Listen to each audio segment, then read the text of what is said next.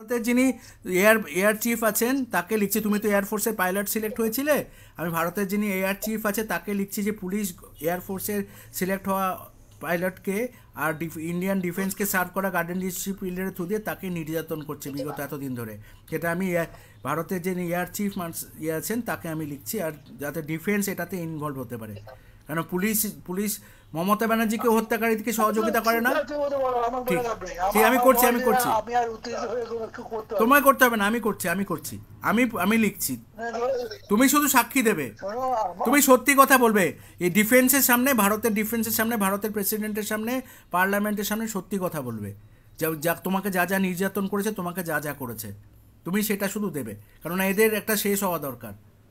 এরা ভারতের মহাত্মা গান্ধী থেকে হত্যা লীলা শুরু করেছে, এখনো পর্যন্ত সেটা থামাচ্ছে না। তো এদের একদিন এদের বিহিত হওয়া দরকার, শেষ হওয়া দরকার এদের। তুমি সাক্ষী দিও ভারতের প্রেসিডেন্টকে, আর ভারতের চিফ জাস্টিসকে, আর ভারতের ডিফেন্সকে, আর ভারতের পার্লামেন্টকে। ঠিক আছে বাবা, তুমি সাক্ষী দিও, সত্যি কথা বলো।